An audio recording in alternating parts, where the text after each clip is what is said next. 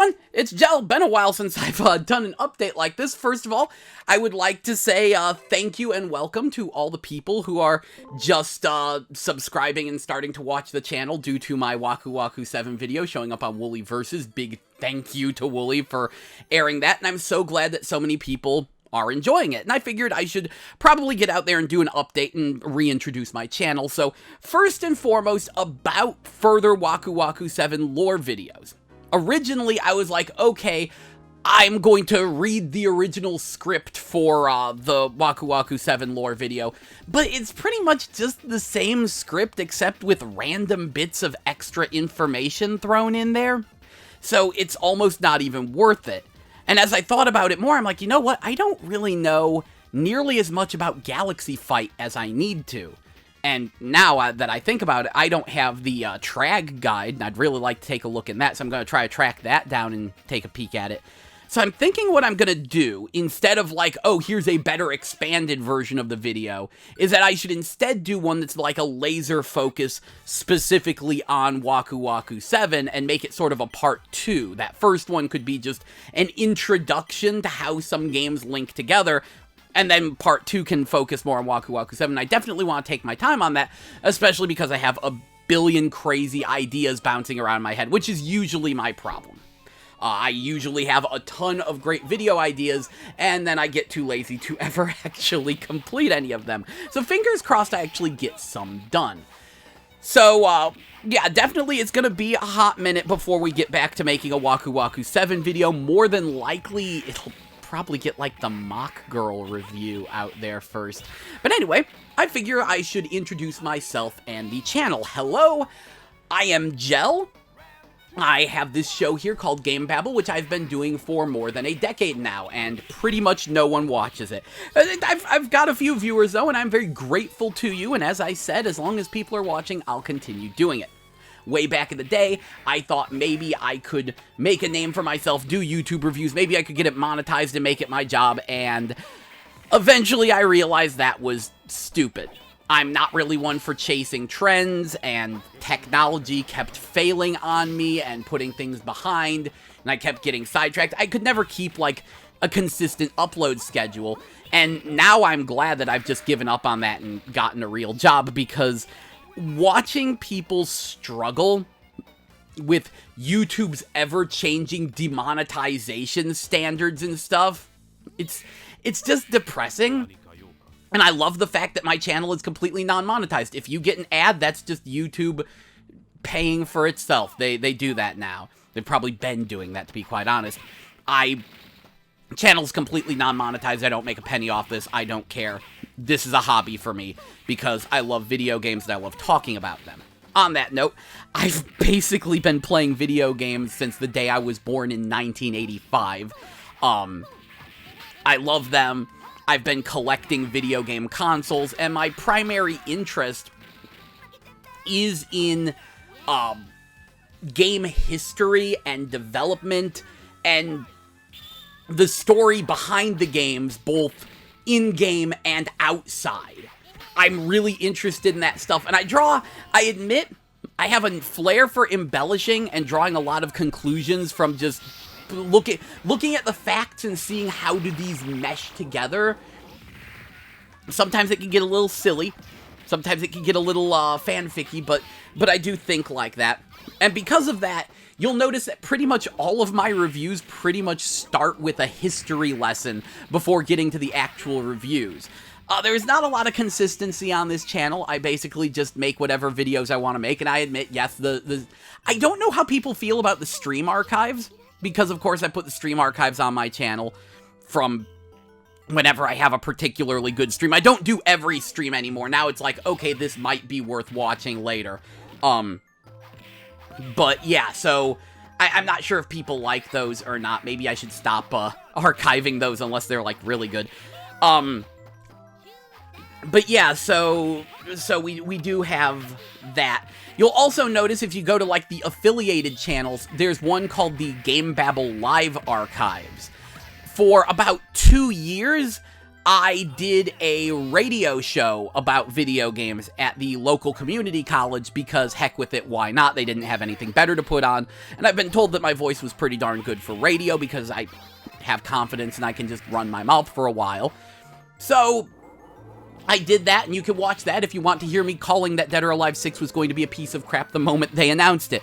I seriously, every single time there was a new piece of information about Dead or Alive 6, I pointed out how it showed the game was going to be garbage. On that note, I still haven't gotten around to reviewing that. My GameFly copy is still rented out. That's a shame. By the way, I love DOA 5. 5 is good. Just that new one is... It's a long story. In fact, you know what? I will just tell you the long story. You want to know why that game's a pile of garbage?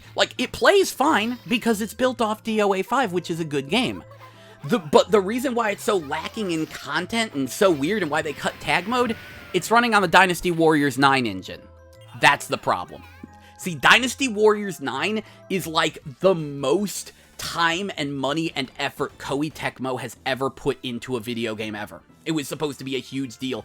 I think they spent 5 years developing it. They made a special engine just for that game. And I hear tell it still hasn't sold 1 million copies. It bombed hard.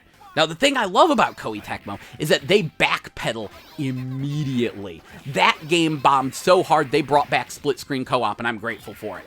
But, seriously, they announced Warriors Orochi 4 almost immediately afterwards. They somehow managed to patch split-screen co-op into Dynasty Warriors 9. They immediately realized they screwed up, but here's the problem. They spent so much time and so much money on that Dynasty Warriors 9 engine that they're like, we can't let this go to waste. We have to find another use for it. So they were like, aha, I know. We'll make this our new in-house engine, and everyone will use it. Let's do a test run on that. What's a game we can churn out real quick to test out this engine's usefulness as just a universal engine? You know, like the Frostbite engine. See what happened? So they were like, hey, DOA, you can throw together a DOA real quick, right? Put that on the new engine, we'll see how it goes. I believe we can call this a resounding failure. Because, yeah, that went poorly. Just very, very poorly. Because, yeah, the reason why I said I knew this game was going to be crap from the beginning, everyone was too busy complaining about the breast size and lack of exposure, which, honestly, legitimate complaints, I am not dissing that, but they were so distracted by that they didn't notice what was actually being said. When the game was revealed at E3, they said, this game is 10% complete, it will be out in spring. They said that. They announced the game as a rushed pile of garbage. I've never seen that happen before. That's new to me. And what do you know? It turned out to be a rushed pile of garbage. It plays fine, but that's because it basically plays like a tweaked version of DOA 5. It's DOA 5 minus 15 characters and 10 stages and tag mode and tons of friggin' training mode options. It's an embarrassment. It's a new kind of bad game. The bad game that plays perfectly fine if the previous game didn't exist. There have been a ton of those this generation. Ugh. Anyway, I am getting off topic, but I just want to get that out of my head in case you were wondering why I'm so hard on that game. I will defend DOA 5. A lot of people don't understand that DOA 5 was actually handled really, really well. It's just, people look at it and they're like, oh, there's so much DLC. Well, yeah, that's like 5 years of steady support. DLC for the first version of DOA 5 actually carries over into Ultimate and Last Round, across console generations even. They were really good with how they handled their DLC, and the costumes were only $2 a piece. And they're costumes, people. Costumes. You don't need them. They're completely optional. But then again, different people have different quirks. Anyway, getting back to the topic at hand, like I said, there's probably going to be I'm probably going to take a minute before I go back to Waku Waku 7 lore. Because if I can, I really want to get in there. But I do want to do more fighting game lore videos, because I want to see if I can get Wooly to play more of them on stream. If nothing else, the one I should be prioritizing is Asuka 120% Burning Fest. I love those games, and number one, I don't think a lot of people realize the historical importance of the games, and number two, that's one of those series that has good entries and bad entries. To make a long story short, Asuka 120% Burning Fest Final is the bad one. It was not made by the original developers, and while it's very fun to mash buttons in it, it has a lot of issues, and that's the one everyone would gravitate towards. Because, hey, it's final, it's on PS1, it has the good sprites. Clearly, this is the one to play, right? No. It's the best looking one on PS1, but it's the worst one. You want to play the ugly one. The Japanese tournament standard is Asuka 120% Special, but it's the version of Special that has a dot in the corner of the case to denote that it's an updated version. Because they did a second print run that, like, fixed some bugs and had some balance tweaks. And Special is the worst looking game in the series. It's not hideous, but it is the worst looking game in the series. And then there's Limit Over, which was an officially released patch for Limited on the Saturn. Well, not officially released. It was from the original developers after they went out of business, and they seriously asked you in 1998 on dial-up to download the patch for the game, rip your copy of the game to the computer, and burn it with a new patch. They actually asked you to do that. That's Limit Over, and it's a hoot. So I feel like I need to explain that.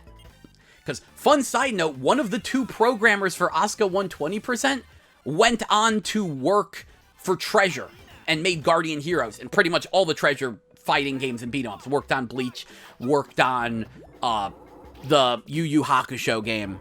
This is what I mean, this kind of thing. So I'm like, I really need to prioritize that. But instead, I started working on the Kabuki Clash one. See, I've got a friend, and he says that all fighting games are garbage, but except for Kabuki Clash. He likes Kabuki Clash. That's like one of the few he makes an exception for. And I always liked Kabuki Clash. I thought it was fun. Decided to you know, I've kind of been half diving into that. Because the thing with Kabuki Clash, if you've never played it, it's... A lot of people describe it as a combination of Samurai Showdown and Waku Waku 7, and that's an apt description, because it tries to be like Samurai Showdown, but it's bright and colorful and has goofy, cartoony characters. That game is actually based on a long-running series of RPGs that were released on the PC Engine. So there's actually hundreds upon hundreds of hours of lore that I will never ever understand behind every single character. And I've been going through Japanese LPs and watching cutscenes and looking up what I can, while also trying to learn the characters, and figuring out their quirks, because wow, Kabuki Clash has some really, really interesting mechanics, like, for each character. So that's neat. Although an easy lore video that I should do would be Advanced Variable Geo 2. If you've never seen it, I've already done a video on it. I think I did it like 6 or 7 years ago. But if you check out my Advanced Variable Geo 2 review, I got sidetracked, and it wound up turning into a retrospective history lesson, because I tried to obtain every single Variable Geo game and try them out and see how they played.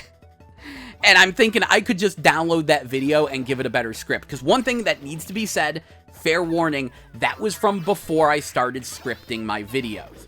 A lot of my old videos were unscripted. Like, I thought about what I wanted to say, but then I just went off the cuff because I was afraid that if I read from a script, that it would be, like, too stuffy and wouldn't sound natural, and that would be a problem. Problem is, you might notice every now and then I've got nervous tics. And those wound up really bogging down the editing, because I'm going through there and I'm desperately trying to edit out every nervous tick, and the wording is terrible. And I mean, at least it preserves my enthusiasm, but ugh. And I realized that once I started scripting episodes, they are so much faster to edit, because I can generally just pull up a script and go off it, no problem, just run my mouth, boo boo boo. And if there's any, like, stumbles or hiccups, they're really visible in the waveform, because I just, I take a pause there. And then I don't have to freaking edit all the audio before editing all the video with, like, a million little cuts for every pop and click I make. It winds up so much better. And honestly, going in every week for 2 years to do my radio program also definitely helped me with just running my mouth for freaking hours at a time. Moving on, while I'm spitballing crazy ideas, like, if any of these ideas particularly interest you, tell me in the comments, let me know that I need to prioritize that. I say, even though I bumped into a person on Silicon Air who's still waiting on me to do my Arcade Gamer Fubuki review. Oh, we God, Arcade Gamer Fubuki is a very strange anime. It's kind of special to me. I know High Score Girl is kind of like a way better version of it, because it doesn't involve magical gaming panties. But that is one... Actually, come to think of it, I've got a script half finished for that one, for at least the base version. I kind of want to do 5 episodes on Fubuki. I want to do 1 episode that's just a regular review, and then I want to go through it episode by episode, pointing out all the references. And what it has to do with the grand... Fubuki's a special thing. And I don't think people understand it. It's not good. But it's a special kind of bad that's very close to my heart. I love that. Love that anime. It's a special kind of dumb. So, I know someone's waiting on me to do that. But regardless, if any of these ideas sound good, one that I really want to do, that I kind of wanted to do next, because I'm looking at what I said about Waku Waku 7, and I'm sitting there and I'm thinking about it, and I'm like, did I go too far trying to tie, Trag into the Waku Waku 7 timeline? And I'm like, no. I explain why I think it's part of the timeline, why I think it links together, and, you can take that with a grain of salt.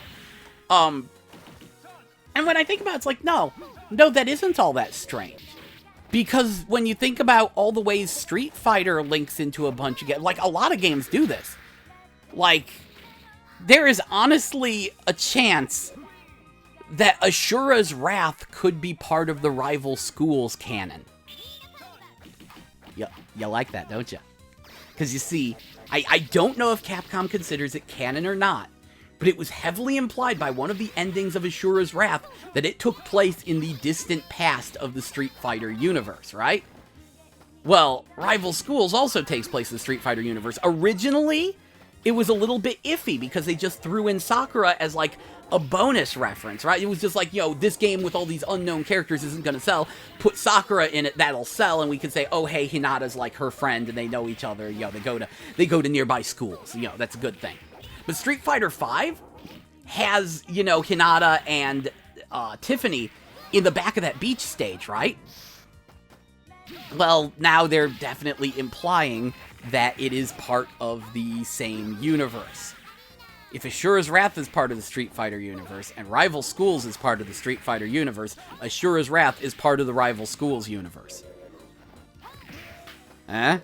This is what I mean. These are the kinds of weird links, and there's a ton of these. You want to know, if you want your mind blown, there is this Namco space universe, and I will definitely cover this. But Namco decided to link, like, 30 different random games they made together into a timeline that spans thousands of years, and it's fucking official. Dig Dug is a sequel to Galaga. Like, it's part of the same universe. And they reference this, especially, there's 2 major games that reference this. Star Ixiom, which is a Japanese-only PS1 first-person flight sim, and in it you fight, like, Galaga's Galaxians and Bosconians, and one of the ships you can fly is the Geo Sword from Starblade. So that's one that majorly links them together, and the other is Mr. Driller. Because Mr. Driller is the son of Dig Dug and Baraduke.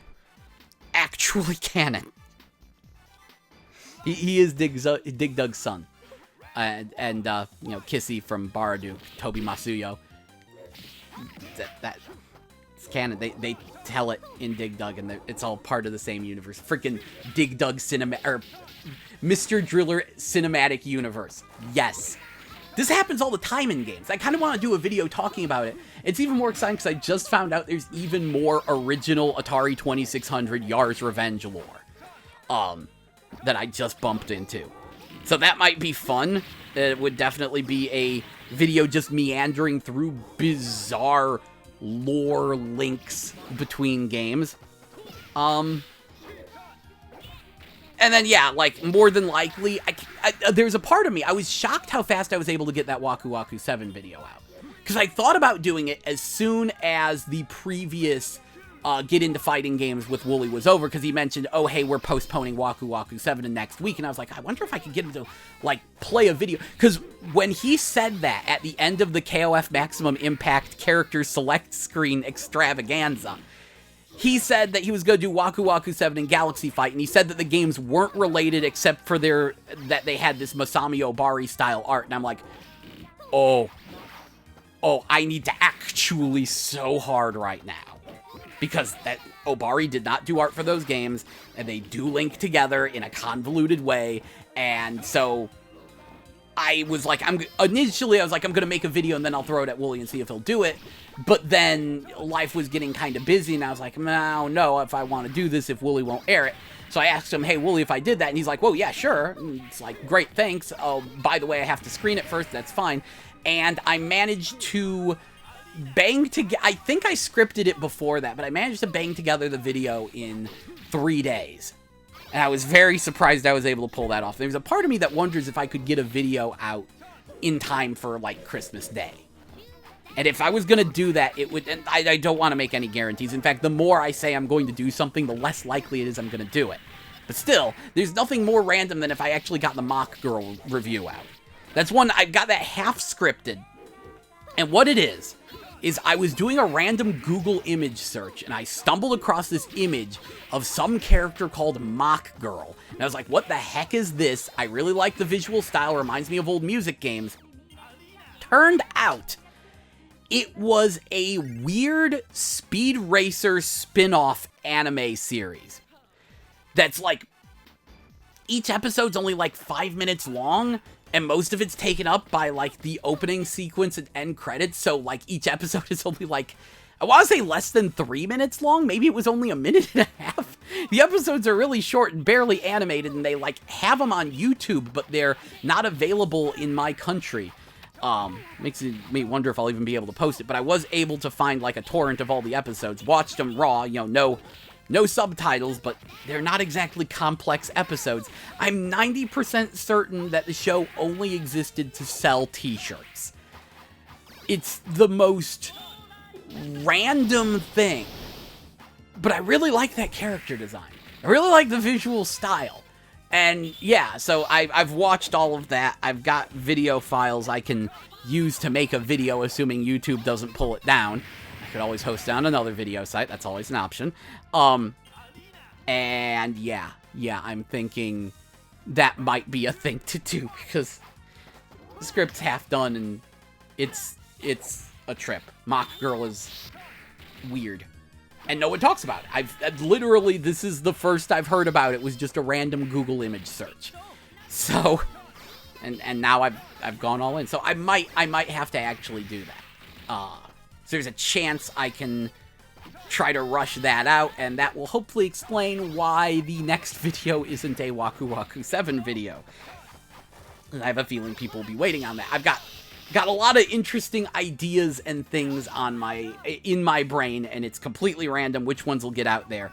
But I want to thank everyone who's watching my videos, commenting on my videos. I appreciate every single comment, no matter how pointless. It drives engagement, even though it doesn't matter for me. It's still appreciated, and yeah, it makes me definitely want to see if I can bang out another video soon, because I do like doing this. It's just, you know, life gets busy. You know what? Let's on that note, let's talk about that just briefly. Little bit of life thing. What do I do? See, after I realized that I wasn't going to make money off YouTube, I went to work at Walgreens for about 9 months before realizing what hell looks like. I nearly lost my mind and started hurting people at Walgreens, because our Walgreens was particularly busy. And people are lazy, and the corporate's BS. So I said, I need to do something about this. This cannot be the rest of my life. And then I realized, oh, hey, I could go back to school. So I went back to college for a bit. Got a general transfer degree because I was going to try to get into biology. And that sort of fizzled out. Just wasn't sure what to do or where to go with that. And then I went back and tried to see if there was any sort of job placement type thing. And they're like, oh, yeah, we've got a biotech program. You can be a biotech lab assistant. And I'm like, cool. And I've got my certificate to be a biotech lab assistant. And there's some biotech companies going up in the area, literally in the parking lot of the school. So, yeah, I'm like, cool. Might get it, might do that. But then they're like, yo, you should keep going and get, like, an even bigger biotech degree. And that's what I was working on before COVID hit. And when COVID hit, I said, you know, that's right, I was starting to work on that degree, and then I got offered a job cleaning filters and filling fish tanks for a guy's personal project to breed some fish, some of which are in fact endangered species. And he's got, like, associates in the field that are, like, doing things with that. And I was like, cool, and then that wound up being kind of stressful, doing both the filters and fish tanks as well as school. I did that for like a semester or two. I think I did 2, maybe it was 3. I don't know, I did that for a little bit. It was definitely stressful. And then, yeah, COVID hit, and I'm like, I'm just taking a break from school until things get sorted out because I'm trying to do lab classes here and doing, like, should be lab classes, but no, we'll just do some kind of online clicky thing, read a book nonsense. No. Get me in that lab. I will wait until I can get back in that lab before I get back to class. But honestly, my job, even though I'm kind of working part-time, it still takes up a lot of time cleaning those fish tanks and filters. So yeah, that's a little stressful, but I'm glad I'm doing it instead of trying to rely on YouTube to make my money because, yeah, no, it's a crowded market and YouTube is practically actively working against all of us. I think that about covers it. Yeah. Hope you enjoyed this little video of just me talking about Waku Waku 7 and stuff. Probably gonna put this over the video I used to get footage from for the Waku Waku 7 video, which is kind of embarrassing. If I run out there, then I'll have to put it over my freaking 5-second Galaxy Fight match videos. On that note, needs to be said, you want to know why no one talks about Galaxy Fight? Because it has the most BS AI in the history of video games. The single player in that is the definition of unfun. Like, I have the game set in order to get footage. Like, I can barely beat the first opponent in Galaxy Fight, okay? In order to get footage of Yakopu, I set the game to the easiest difficulty and a 5-second timer. And I'm still getting hit with 50% damage combos and losing in 5 seconds. Easiest difficulty level. It's complete BS. That AI is the worst. To the point where Waku Waku 7 actually does a thing. See, I'm going again. Waku Waku 7 actually actively mitigates this. I don't have 100% confirmation, but from what I can tell, Bonus Kun is a skill test. You see, when you first start playing, the game actually goes really, really easy on you. Bonus Kun shows up when you've defeated 3 opponents in a row without continuing. So if you lose, it will be later when you see Bonus Kun, or he might not even show up at all, I forget. Been a while since I lost to one of the first 3 opponents. But, yeah, after the first 3 opponents, Bonus Kun shows up, and he goes all out and has max meter, and you do 1 round, and if you lose, it's not a big deal. If you lose to Bonus Kun, the difficulty only increases a little.